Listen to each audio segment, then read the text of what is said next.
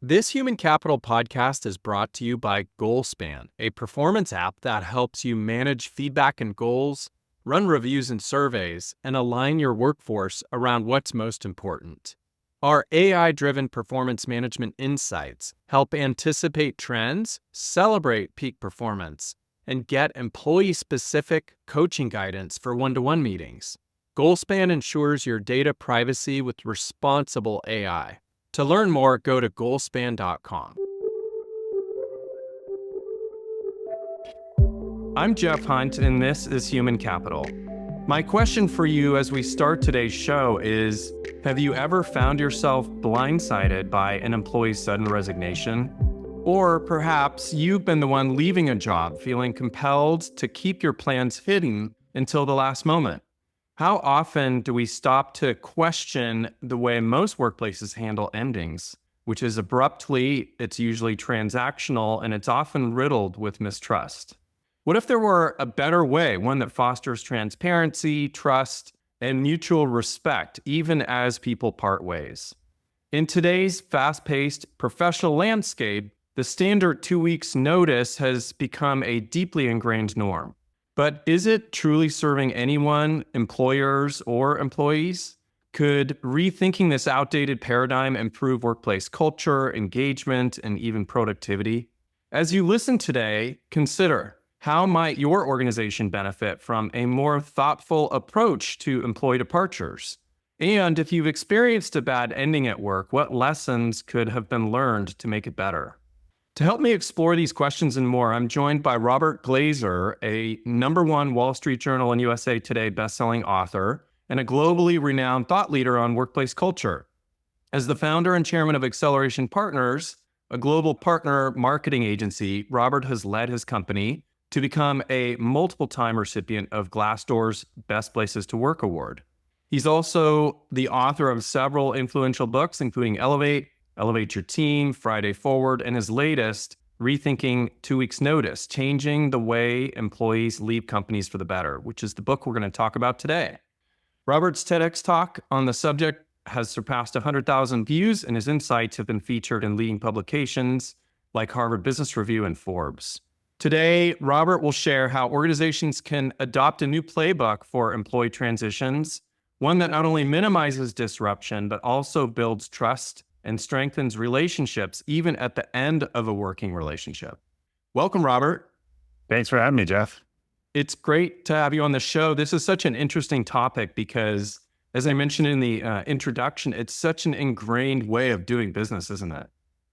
Yeah, there's some muscle memory with this. And the issue is we have sort of two divergent paths. One is it's no longer lifetime employment. No one's getting a pension. If you look through this year's Glassdoor's Best Places to Work, you probably find an average tenure of 2.5 years, maybe under 32 years if you're lucky. So people aren't staying at jobs forever, but the way they leave still feels like someone abruptly ending a marriage under the assumption that it's forever, when it really should be more like a sports team. Like, hey, that 1-year deal is coming up. We should revisit that and see whether you're due for a raise or a pay cut, or we're going in a different direction or otherwise. So the way people leave, it's still from this era where you expected them to stay forever, but the other side of our brain just knows that's not the reality. I just don't think people have a different playbook or even know a different way to do it. Yeah, and so we're going to get into the weeds of your book a little, which I just finished reading. It's a great read, and for listeners, of course, you can get it on Amazon and wherever you buy books. We'll put a link to the book in our show notes for the show today. But before we dive into all of that, give our listeners just a very brief thumbnail on your career journey. How did you end up in this space as a kind of a cultural guru?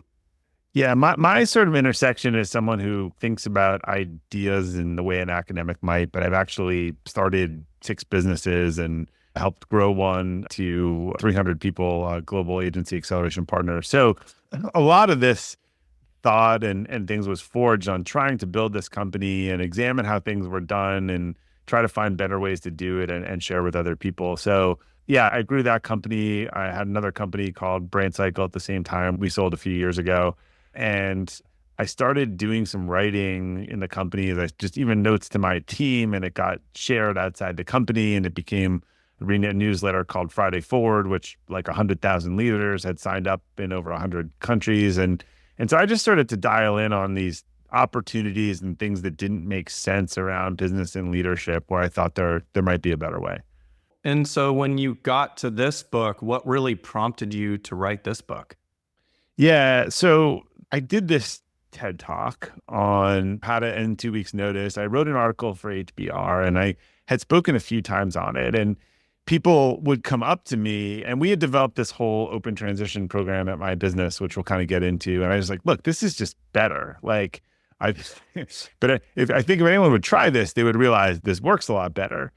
And people who had seen that talk otherwise would reach out to me and say, look, I tried one of these conversations and it's amazing. I couldn't believe how well it worked. And this is with like no context. And so it's like, you know what? I got to write the book and sort of lay it all out there in a program, sort of a how-to. And I wrote the book in 2019 and I planned to come out with it in 2020. And then we had this small thing called a global pandemic. So no one was really interested in that. And then, so 2021, I started dusting it off. And then we had this great resignation. And we've been in this like yin yang battle between employer abuse and employee abuse. And I was like, look, this hasn't gone away. In fact, it's still kind of as bad as I see it. And if I don't do this, if I don't get this out now, it's never going to happen. So I really went back, dusted it off, rewrote most of the book. It was kind of 4 or 5 years later and sort of came up with the term open transition program. But the goal was just like, for those people out there who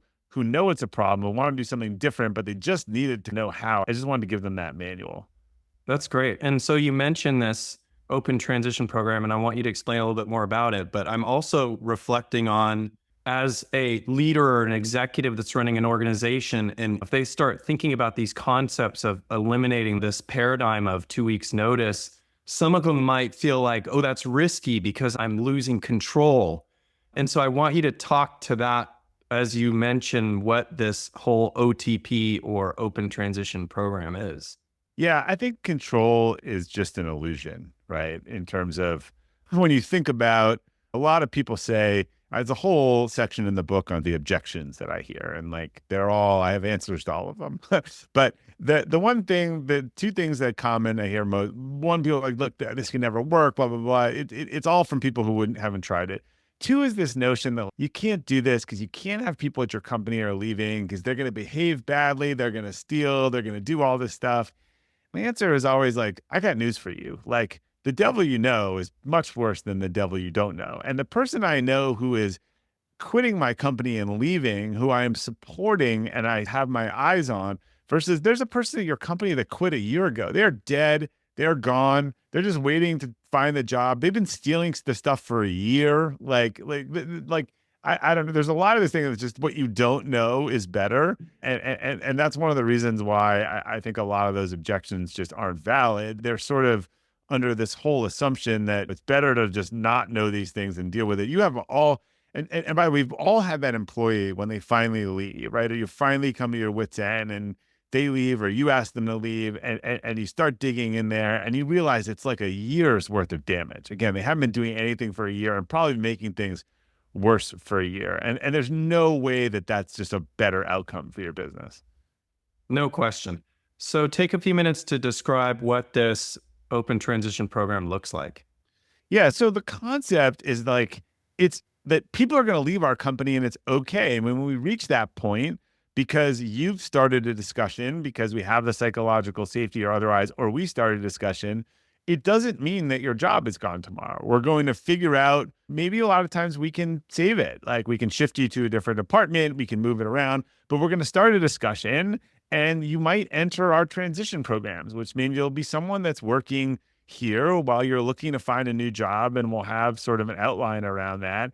And it gives you the cover that you need. And it gives us, the organization, the time that we need to find your replacement and try to make the whole thing a little bit smoother, particularly if you're in a client service business, you like have to do this, because the biggest risk, if any of us have ever, like, account turnover drives clients crazy, right? And so just think about the difference between Jeff's my account manager and I love Jeff, and Jeff has to get on the call and be like, by the way, I'm leaving in 2 weeks and we'll let you know like who it's going to be. Versus Jeff and his manager have agreed to a transition. Jeff, says, hey, I want to introduce you to Sylvie. Sylvie is rotating on the team, and 6 weeks, in 3 weeks in, Sylvie starts leading the calls and building rapport. And now 9 weeks later says, hey, Jeff, I just want to let you know, like, I'm actually going to be leaving in a few weeks. And they're like, that's great. We love Sylvie. Someone told me the other day they're about to fire this company and they've made 100 referrals with them because they're getting a new account manager every 6 months.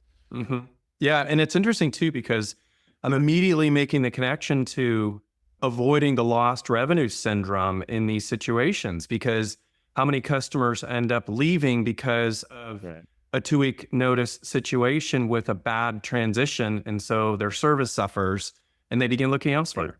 And you're paying a severance for someone not to work rather than pay their salary for them to work, even if they're a somewhat reduced capacity. And so, look, it's bad for the organization. The other thing is a lot of employees don't realize it's bad for them. Like they're like, 2 weeks, that's what I'm supposed to do, right? That's sort of the cultural norm. And now, Jeff, you've mentored me for years and whatever. Now you're like, oh, Bob, like he had all these doctor's appointments in the last couple of weeks and that was a job. And that, if you study psychology, beginnings and endings matter a lot, and events focus on their opener and their closer. In fact, on vacation, you should plan like one of your best activities the last day because it impacts the memory of the entire event. And so what you're going to remember is sort of how I left, right? And then I'm going to be looking for a job in a couple of years, and I might not give you as a reference because maybe I'm on to the fact that you're really annoyed.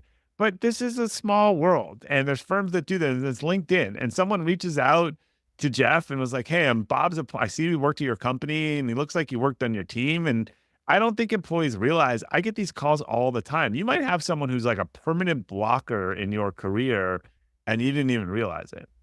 And so it seems like psychological safety is really a foundation for making all of this happen. Is that correct? Yeah, the 4 principles are psychological safety, open communication, mutual respect, and then a commitment to mutually beneficial outcomes, right? What can we do? I'm not saying everyone's going to be super happy and it's perfect, but how do we make this work for both of us? And there's this, I'm fascinated by different psychological and human behavior, and this is really tied to it. And cognitive dissonance is one of my favorite subjects. And there's a phenomenon that goes on that I haven't named it yet, but it's a spin-off of cognitive dissonance where, Jeff, you're on my team and like, we're in sales and you've put up 50% of quota for the last 4 quarters. And I love you, but I'm like, look, Jeff's in the bottom quartile. Like he's got to go. This isn't working at all. And what I do, my brain can't handle cognitive, can't reconcile these two things. So I really like Jeff and he's doing a terrible job. So there's 2 ways to reconcile that. The easiest path for the brain is to make Jeff a bad guy. So what starts happening is like, oh, Jeff's lazy, Jeff's this. So I eventually finally fire Jeff. I'm now like, I've made Jeff into the bad guy so that I can feel better about firing Jeff. What if we did the opposite? Like, what if we leaned into the relationship and like, Jeff, I love you. Like you worked here for years. I know you want to try the sales thing. It's clearly not working. You're at half the quota of the higher team. Like, we can't let this go on. What do you want to do? Like, do you want to talk about going back to marketing? Do you want to figure out something different to do? And lean into and be like, Jeff, I think this is the problem we have, and people are too far on either side of the spectrum. Like, we can lean into the relationship and we can have high standards. Those aren't mutually exclusive. Yeah. And as a both and, it really requires a very crisp definition of what's most important, not only for the role the person's in, there's goals they're trying to achieve, but what sorts of things we need to be communicating on an ongoing basis with that employee, right? Right, exactly. And the other premise of this is, and I had this timeline actually not in the book, but in the HBR article, this is a massive time shift. If I look at let's stop picking on Jeff. So Sarah, my employee Sarah, it's like a toxic, bad situation now, and I'm firing Sarah or Sarah's quitting. Well, if I actually rewound the tape, probably March of last year is when Sarah started showing some signs of disengagement. And when I did a performance review plan, I said, Sarah, you just need to get better. But I didn't do a real conversation. Like, Sarah, you've been a great employee here. Like, suddenly you're late, you're missing deadlines. Like, what's going on? And here's where I can start, and I call in the book, digging to the root, right? And we solve symptoms, we solve the problem, not the symptom. So if 3 people have a headache and you give them a Tylenol, it might fix their headache, but one might be allergic to gluten. The other is dehydrated and the other has as a brain tumor, right? The Tylenol is not going to cure any of those problems. It's going to fix the headache. This is what a lot of our performance remediation is. And my dig to the root is, okay, Sarah, what's going on here? Well, one, Sarah lost her childcare, let's just say. And so she's been super tired and not engaged in a mess. And look, that's actually up for her to fix, but I can work with her and I can work on her schedule, and you're going to have to fix this. But if you fix that, we should go back to where we were, right? And now that I understand you have this problem, next time you have a bad day, I'm going to be like, oh, did you have coverage? Did it cancel on you? Like, I'm just going to try to, I still have to hold you accountable to work, but I understand what's going on.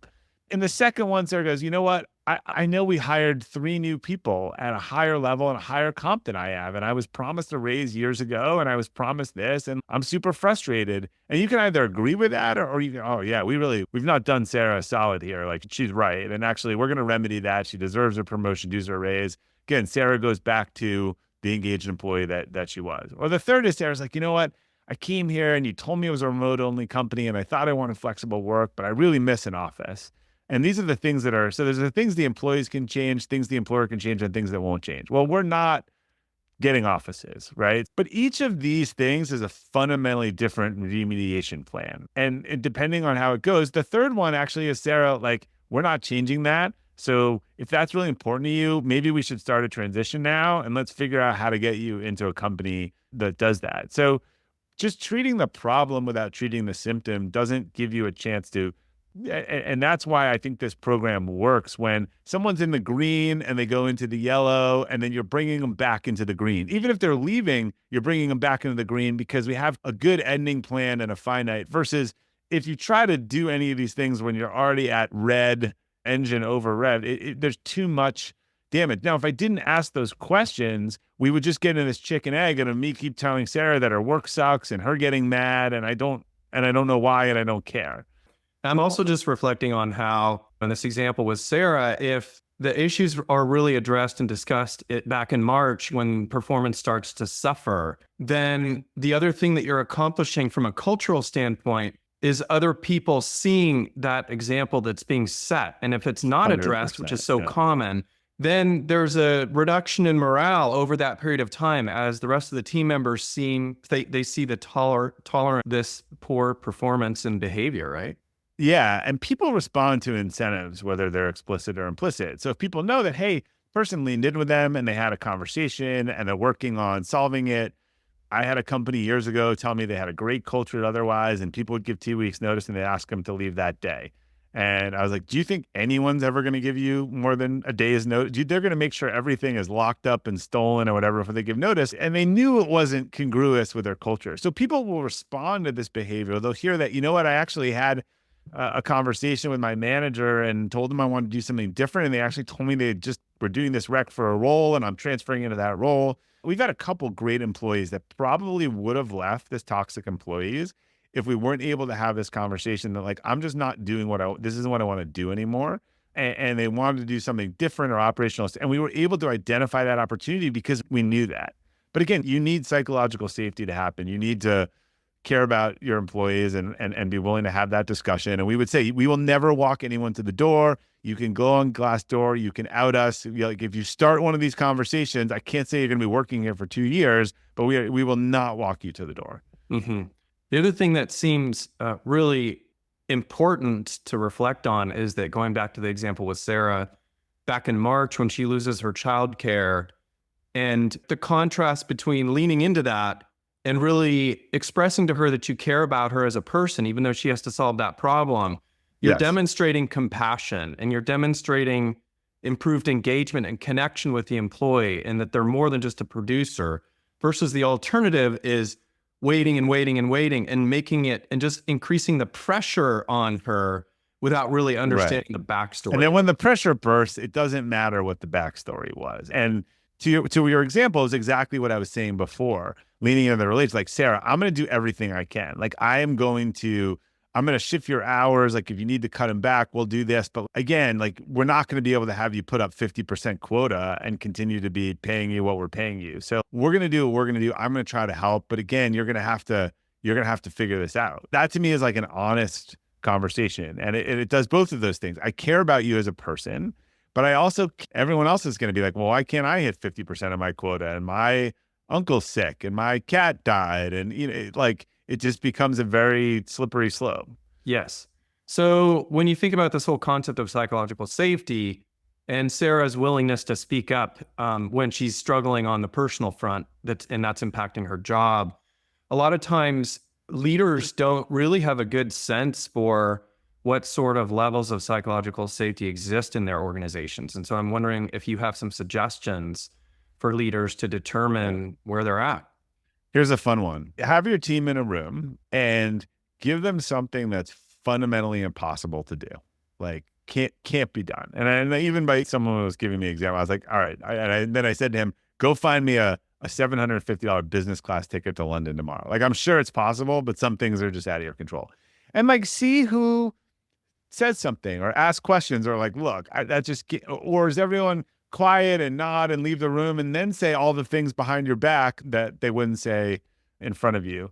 You can also just tell I wrote about this recently. I was doing the keynote speech for an executive offsite and they had me sit in on the offsite in the morning and they did their kind of opening went around and they talked about personal and professional highs and there were some lows and there were some tears and people talked about difficult situations, divorces and stuff that were going on. And then they did what's the elephant in the room? And everyone said some really challenging stuff. And the CEO is right there. And some of them involved the CEO and you could see he laughed it off or otherwise. And I was like, they're doing strategic planning later in the day and they have to have some time. This team's gonna have no problem. And it was, and actually the CEO asked people later in the day. So how long do you want to be doing this? And some people were like 5 years, maybe they're talking about when they're leaving the company. Like, look, I want to plan around this. We're building the org chart.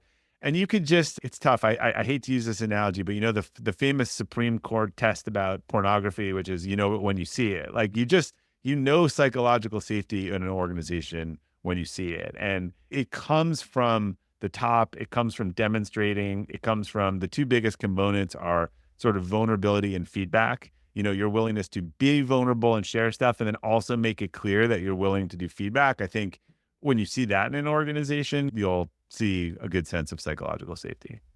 And so with vulnerability, that's tough for some people, especially when there is yet to be established a trusting relationship. And so that makes me think that in some cases for organizations, they may need some sort of process or structure to try to help encourage these conversations between employees and managers, especially. And so I'm wondering if you have any sort of pragmatic approaches or strategies that you can recommend for leaders to implement so that they can actually manage if you will, the vulnerability. You can start with, again, when you're doing one-on-ones or whatever, start with these little updates. What was your personal high, professional high, low? I mean, lows are important too. What's something you wish you had done differently, or give me kind of like an icebreaker? And the leader goes first, and the leader totally sets the tone. We were in an offsite years ago. We had a facilitator, and he did this he took 8 people in the group. He's like, all right, something no one knows about you. And he's like, I don't know, I'm scuba diver. And then they all go around. And then the second time he goes, my stepfather was an alcoholic, and I spent most of my nights planning out who he was going to go after and who I had to step in front of and whatever it was. And then everyone else went, and it was a completely different level of story. So just leaving these little things for personal and professional, and also the leader goes first and the leader sets the tone. I think a lot of times when I do some of the core value and why I work with our team, or we're doing leadership training, I'm like, look, I was an underachiever for all of my life. And then I became an overachiever. And then this was my problems. And I think they're so surprised that I just lay that all out there, that then they understand it's okay for them to share the similar stories. And I've told that so many times. I don't, telling it to strangers on your podcast, that I don't know. That's my story. I'm good with it. Yeah, I love that. And it's really, I absolutely want to reiterate one of the things that you're driving home, and it's that the leader needs to first be the one to be vulnerable. They need to lead with their own vulnerability. And so if they're struggling to do that, they really need to examine what's holding them back from that. You know, Yeah, when we have an offsite and there's an icebreaker or a difficult, always the leader goes first. Like yes. that's sort of that's the rule. Yeah, I love that. And we've consulted with clients for the past 20 years and teams. And one of the things I'm also reflecting on, Robert, is that there have been times when the CEO, they're discussing a major strategic change in the business, and the CEO has presented a concept, and like clockwork around the room, everybody agrees 100%. And so what I'm hearing you say is that when there is no dissension, that does not equal alignment. In other words, it might equal the fact that people are not Yeah. willing to speak up, right? Yeah, and this is Patrick Lencioni has done a lot on this in the foundation and the five dysfunctions of the team, which is that you want to get the arguments and opinion out there, and then you can see this is task conflict versus personal conflict, right? We're arguing about ideas. We're not arguing about the people behind them, and then we agree to disagree and we move on, but everyone feels heard. But what he talks about is if you build that pyramid on false agreement, it is sure to collapse. 100%. Yeah, I actually interviewed Pat on this show about the working genius model, which is another, I'll put in a plug for that, because if you run the working genius with your team, it gives you a better understanding of the sort of predispositions of each person. And so you can draw people out in better ways, and you can understand their bent when you're having these strategic discussions. 100%. Yeah. For a leader who might still be skeptical because they've experienced a situation where an employee breach has been so major, they've had to let somebody go and walk them out that same day. Yeah. Talk to that person. Are there ever times when you actually do need to not allow somebody to be in employment anymore? Yeah. Look, I just think the majority of firings happen because people waited way too long to address the early signs. There are certainly some things that people do that are fireable offenses, that are breaks of fiduciary or confidentiality or whatever, and you can't keep them around your company. There are also some people that get a little agitated or bitter.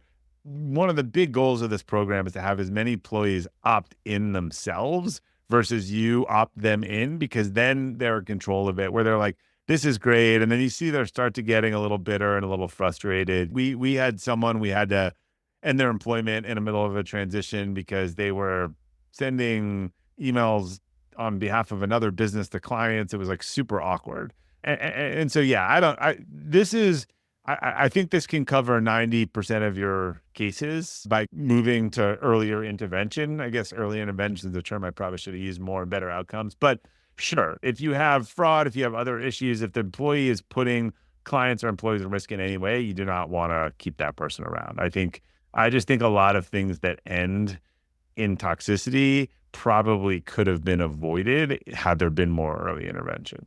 Mm-hmm.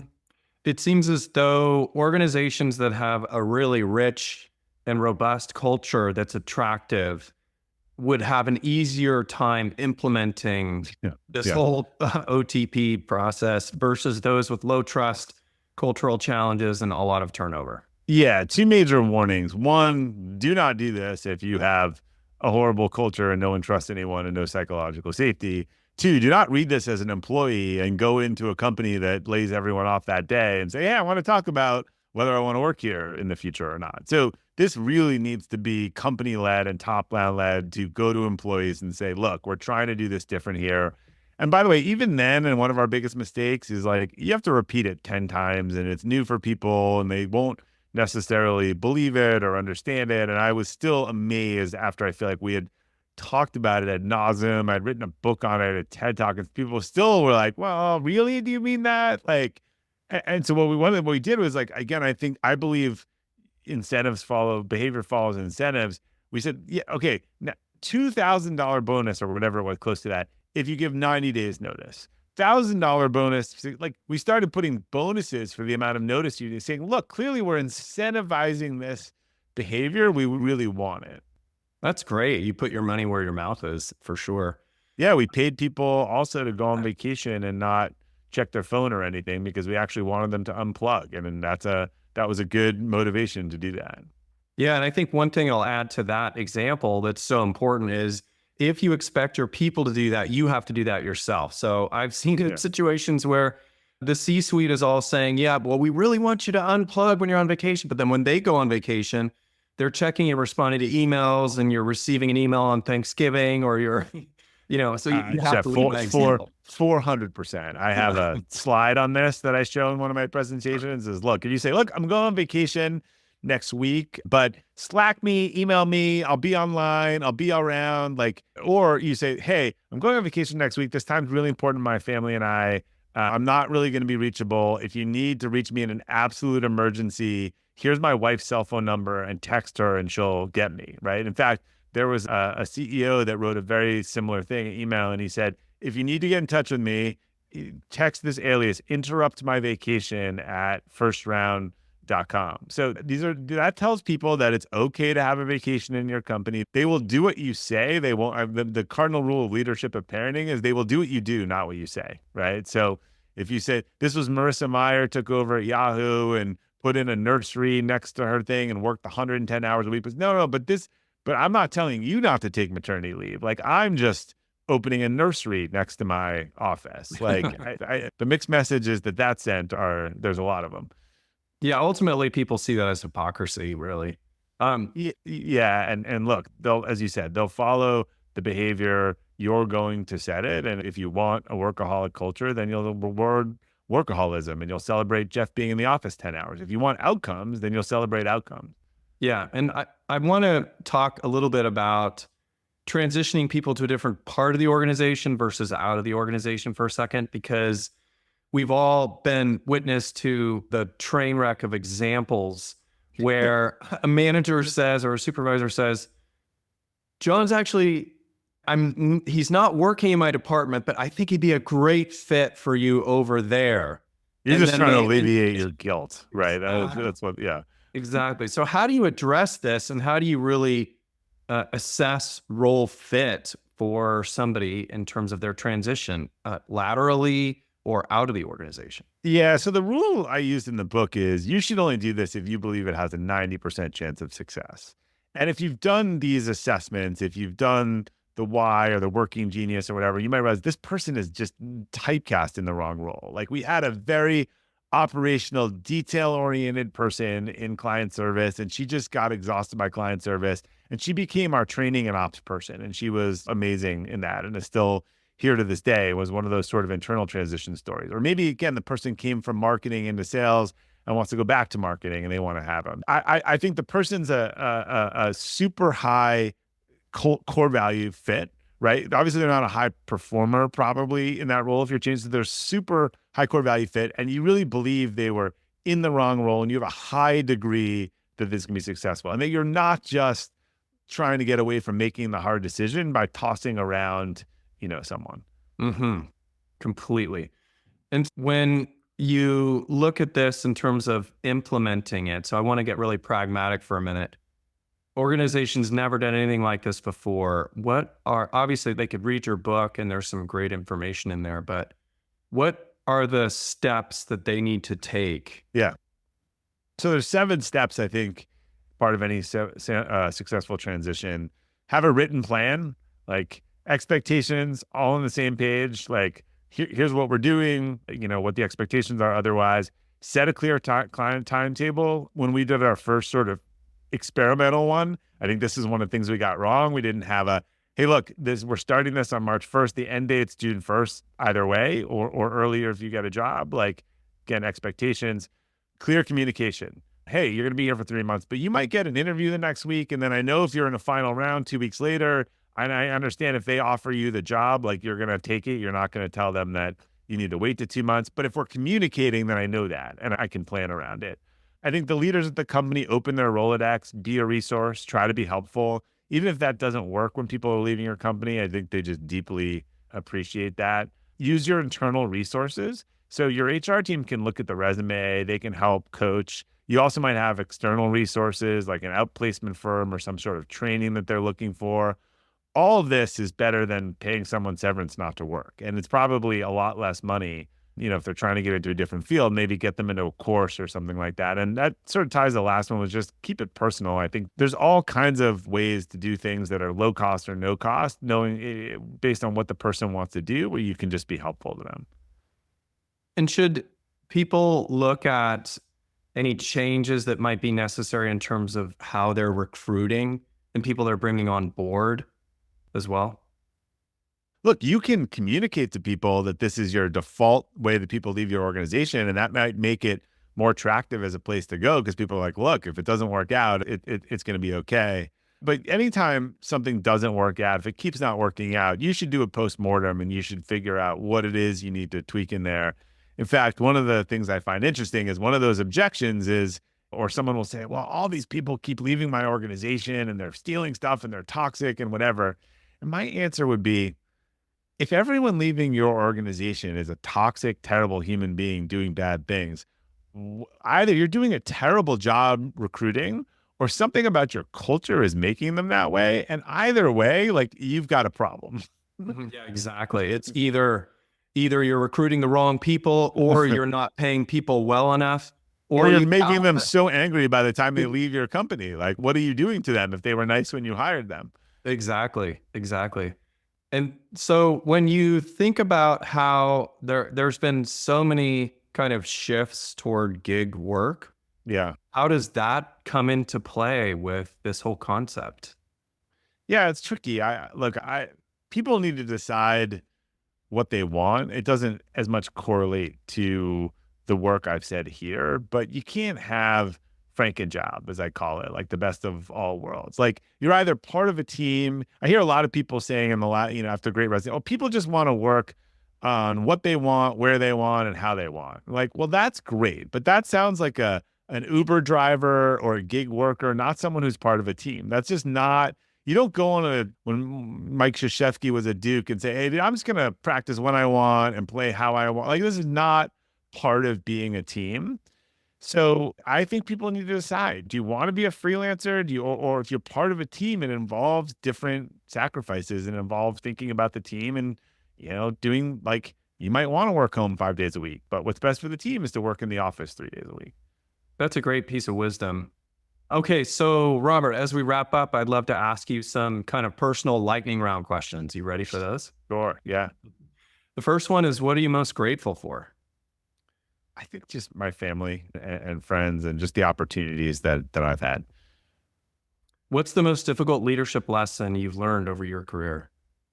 COVID was like just a month of hell. And then 3 months, it was our clients were leaving. We lost like 30% of our business in 2 weeks. And the clients that stayed were telling us, we were now providing 0% financing for the next 360 days. And so that was a lot of shock. But I always seek out best practices. And so two of the best practices were first of all, I talked to all the people that had been through 2008 and like, what did you do? And they were like, take money, take your credit line down, break your covenants, get it in a different bank account, like talk to the people who had actually been through something similar. And I also sort of adopted the Stockdale paradox, which has become my sort of crisis management framework. It's like, look, we are going to offer some optimism and where we're going with this, but we're also going to share the brutal truth. And I was telling the story to a bunch of new employees earlier today on our onboarding because someone asked me about it. And some of our employees, if you were under 30, you hadn't even seen a recession. So you didn't even they didn't even believe what was going on. And we were telling them all this stuff. They're like, why are you terrorizing us with all this bad news and information? Like, look, we're telling you the truth. We're telling you what we're watching. We're telling you our inflection points. And then slowly by surely, a week or two later, their husband gets laid off with no notice. Their roommate gets laid off with no notice. And they kind of come back like, oh, you know what? I just appreciate that you guys were trying to be real with us. So you can't avoid the hard realities, but people need some optimism or something to look forward to in a crisis. Yeah, as they say, never waste a crisis, right? Yeah, exactly. Yeah. Although I'm happy to have wasted that one. I lost years of my life in those first 3 weeks. For sure. Who is one person you would interview if you could, living or not? Herb Kelleher. Say more. It's funny. I don't like Southwest value proposition in any way, shape, as a frequent flyer. I like my early boarding and my upgrades and my assigned seats, but having studied the culture of that company and just how they were so like made more money than the entire airline industry, breaking every mold and paradigm. I loved all their marketing and the wild turkey story, if you know this, and how they survived by becoming the biggest liquor distributor in Texas during a 3-month period. So I just think it's a great entrepreneurial story. And I love the book Nuts and everything I read about Herb. And I feel like he was the one person I really wanted to talk to I didn't get to. That's very cool. In fact, listeners, if you're interested in learning a little bit more about that, I interviewed Ginger Hardage on the show previously. She's the former chief culture officer under Herb Kelleher at Southwest Airlines. So she has some great tips and tricks. So some great stories too. Culture there as well. Robert, what's your top book recommendation? Are you reading anything, or have you read anything recently that you'd really like to recommend to our listeners? Oh, I've read a bunch of stuff recently. One of my favorite books, the one I like, Eliza mentioned cognitive dissonance, but there's a book called Mistakes Were Made, But Not By Me. And to me, it's like the definitive book on cognitive dissonance. And cognitive dissonance is everywhere in leadership and decision-making and a mess. And once you really understand it, you see it everywhere. And so I always think that is such one of my favorite books I've read. Cool. What's the best piece of advice you've ever received? I don't know whether it was sort of delivered in that form of received, but that I took away was that I needed to be able to articulate my personal core values. Doing that was the biggest change in my life and family and leadership, when I was able to be clear that this is what I value and I should make decisions according to it. Very cool. You brought so much wisdom onto the show today about this open transition program. I just want to thank you. And I want you to take a minute to just describe what the top sort of takeaways are you'd like to leave our listeners with. Yeah, I would say, as an employee or a leader or an employer, you do not have to be running the organization. You can be running in a team and adopt this as your sort of mantra. But if this has never felt right to you in the back of your head, like this seems really like a bad thing, but I don't know how to deal with it, you can go on my Substack and you can read the first 3 chapters for free. Again, no one makes a lot of money writing books. This is really an idea that I just want to share. And I challenge you to take a look at that and see if you feel like, oh, this is what I've been missing to change this practice. Great info, Robert Glazer. Thank you so much for coming on the show today. Thank you very much, Jeff. Thanks for listening to Human Capital. If you like this show, please tell your friends and also take the time to go rate and review us. Human Capital is a production of Goalspan, your integrated source for performance management. Now go out and be the inspiration to other humans, and thank you for being human, kind.